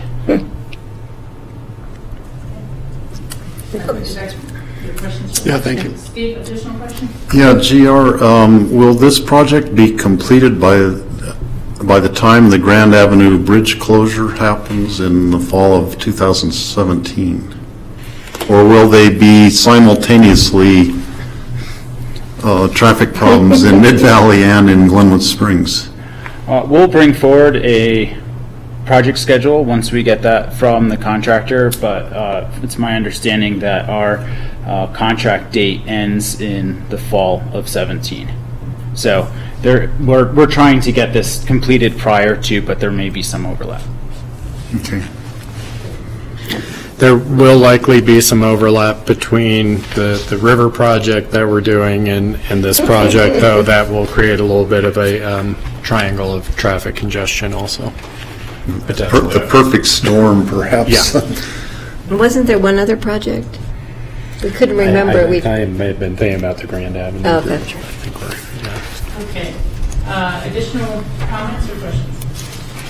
I'm glad to see this going forward, and really thank you for extending yourself in some ways beyond our, it's in a municipality, but it's part of our regional partnerships, and it certainly is going to be a great benefit to the community after it's built. And if it ends up looking nearly as attractive as the one that you were able to help design and complete for us at the Airport Business Center, I think functionality is the key element here, but it's added so much to the Airport Business Center and to the communities that live there that I'm sure it will be felt the same way in Basalt once we get through the pain. Well, can I just add one thing Please. to that too, Rachel? And just think of this project too, that the commuting public will be saving about 30 seconds every time that the pedestrian crossing button is pushed. And that adds up to a significant amount of time. Yeah, it does in the course of the day. Thank you very much. Is there a motion here? So moved. Thanks, Jer. Is there a second? Second. Okay, all in favor signify by saying aye. Aye. Thanks so much. Appreciate that. And one last thing is, given that we also had some EOTC money going into this project, will we notify our EOTC partners that this agreement's in place? We can certainly do that. I don't know that we're planning on it, but we can do that. I just think letting them know a thank you that's going forward, and this is the management protocol, I think that'd be helpful. Sure. Yeah. We're going to be giving them traffic alerts, so we might as well give them the good news first. The next item is an individual consideration item, emergency ordinance and resolution confirmatory reading.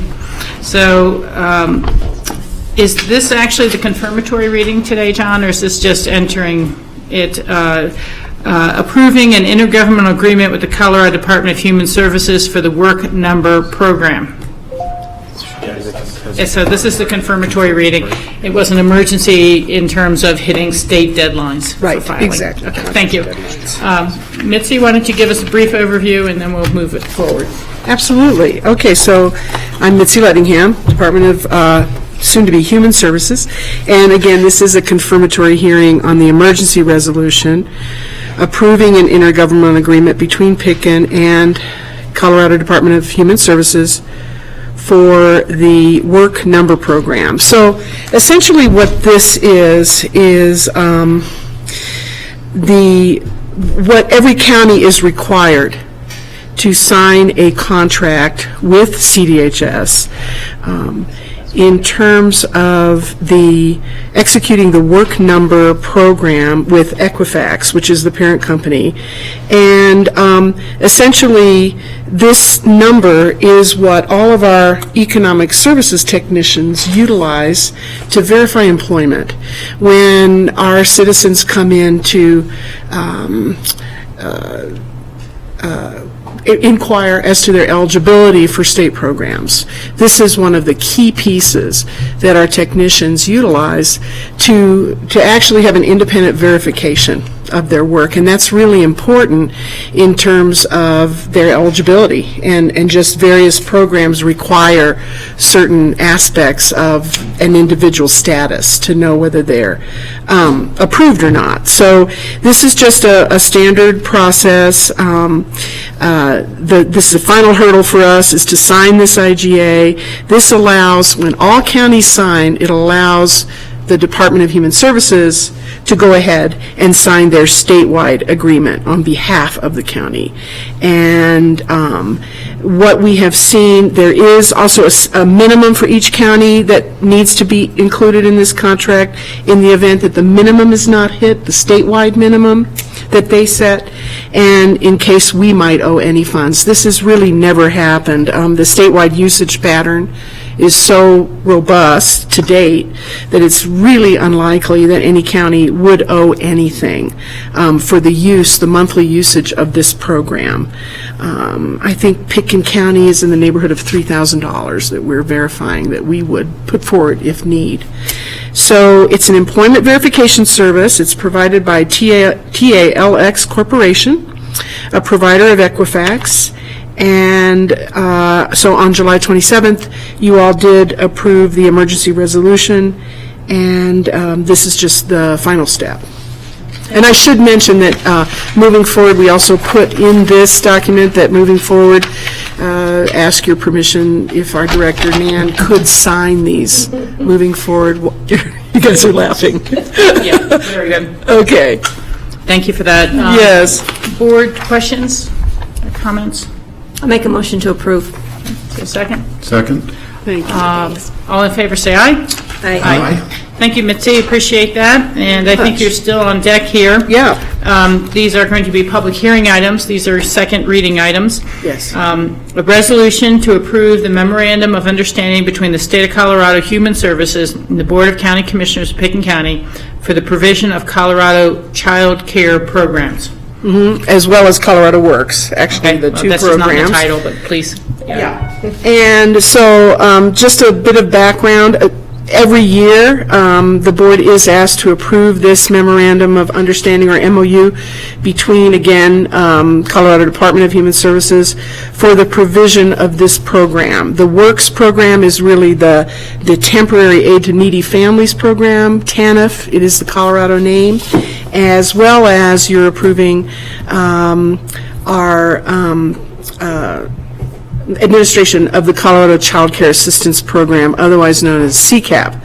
And CCAP is a state-mandated program. It does provide low-income families with children under 13 financial benefit that covers a portion of the family's child care expenses while the parent is working, looking for work, attending school, etc. It's really funded by a mix of federal, state, and county dollars.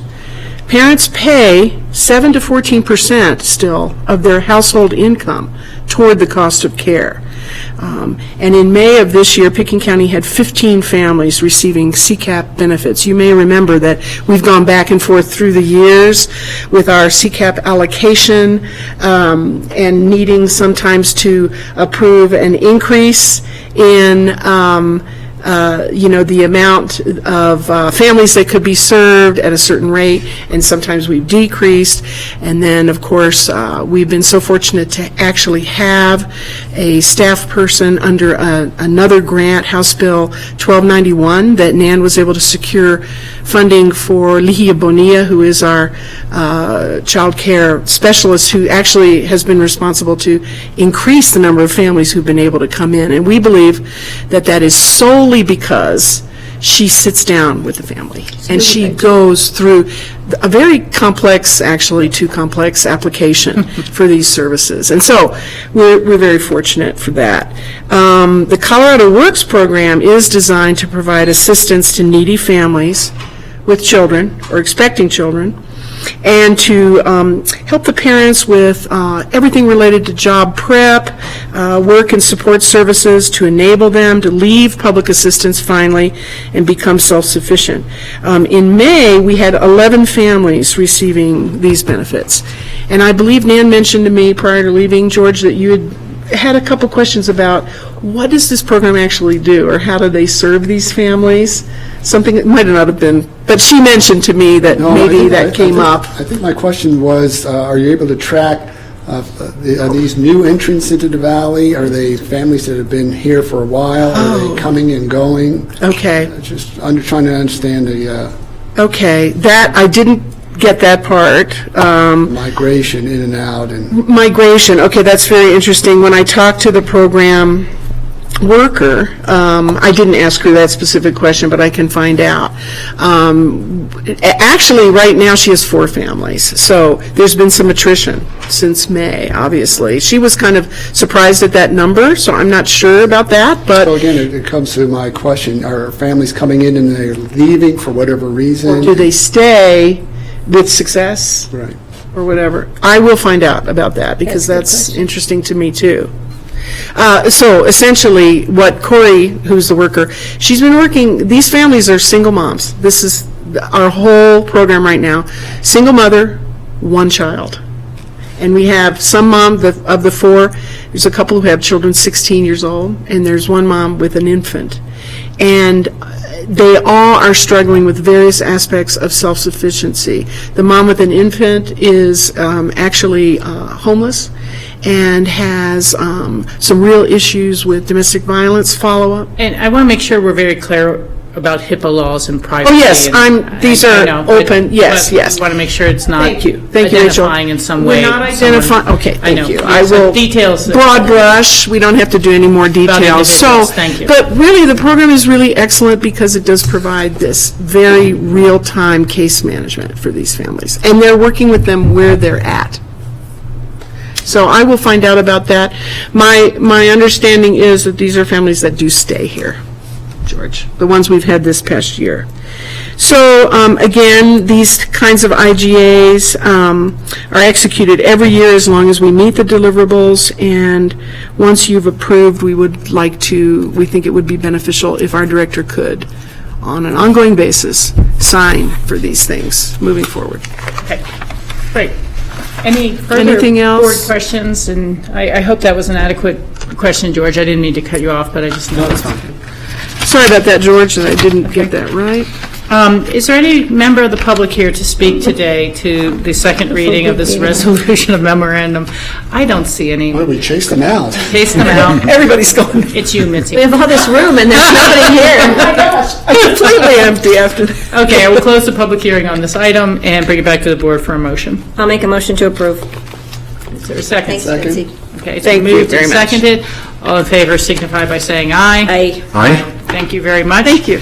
And the next item is not for Mitzi. It's a. I know now there'll be nobody out there.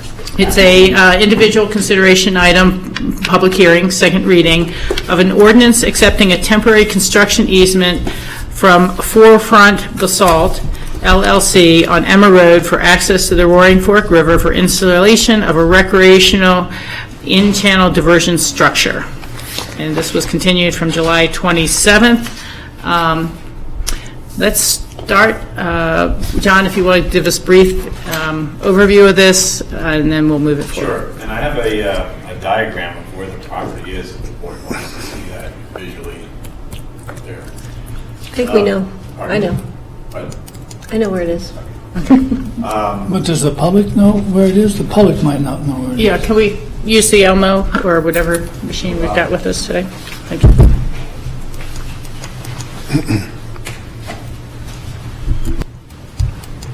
All right, how do we get it going here?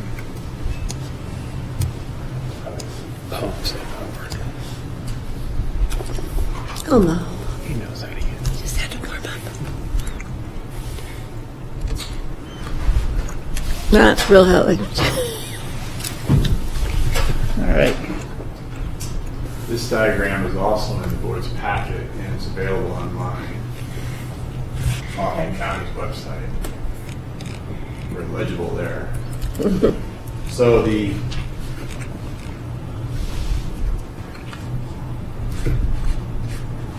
shaded area on the diagram here is the property that is being eased to the county.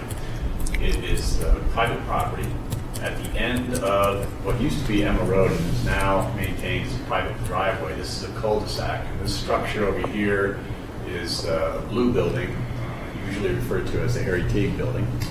And it is occupied by a number of tenants. And then down the old Emma Road here, you get to the area of the salt store and the county's temporary office space in the Stubby's building. So the property here will be accessed and utilized by the county for temporary construction activity. And so there will be parking here on this end of the cul-de-sac, and then stagings, in other words, a drop-off for certain materials and supplies, and they will be taken to the river along an access road here into the construction area there and down there, as well as a second temporary access road down here for access at this end. So the overall project will see a cofferdam built along this line from one bank to the other across the Roaring Fork. The Roaring Fork River flow will go into 2 corrugated metal pipes here, and the water will spill out down below. The first structure will be placed here, and the second structure will be placed here. These diagram depictions here and here are reflective of bank stabilization structures that will be put in place and consist of fitted rock covered over with alluvium material, so that at the end of the project, in fact, this graphic depiction will be better, the only thing that's visible concerning these structures along the banks of the river. The wave structures here and here will be designed so that they remain underwater in virtually all flow conditions. The construction of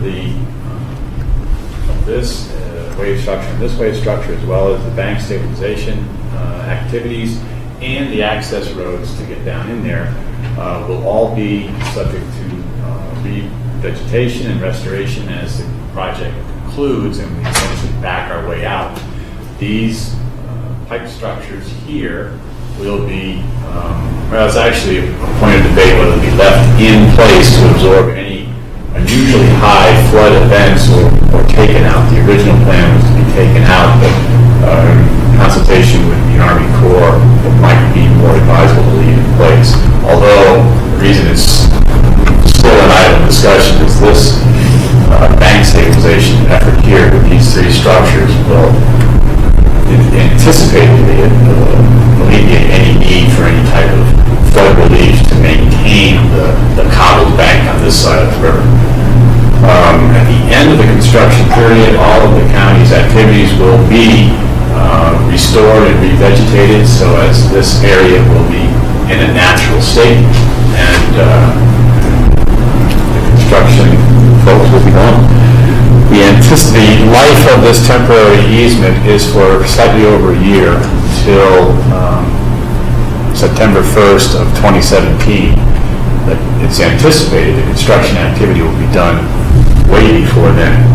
The construction activity can only occur in the river when the river flow is at a level of 250 CFS or less. And as soon as the river gets down to that level, this construction activity will begin. It's already set to go, so we're just waiting on the river flow. All right.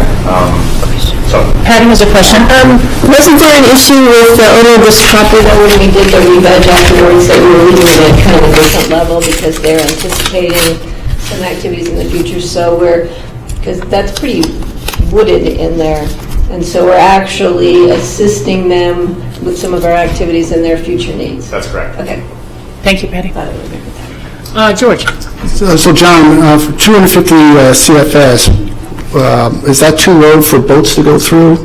For the most part, you're not going to see any real activity of boats. The only types of watercraft that you would see at levels below that would be duckies or smaller pontoon-type boats that you typically associate with fishermen.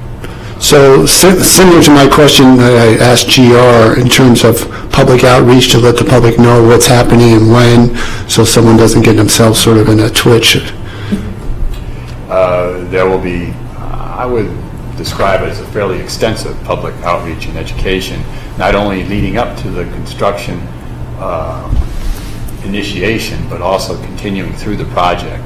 And there'll be periodic updates to that information stream online and through other media, so that people will have a direct sort of tie-in to what's going on the river, what are we looking at today, and how are we on schedule, are we behind, what's the nature of the work being done, and when's it going to be concluded. included that type of stuff. And then one last question. Do we have to do any coordination with the town of Basalt regarding any work that may impact Two Rivers Road?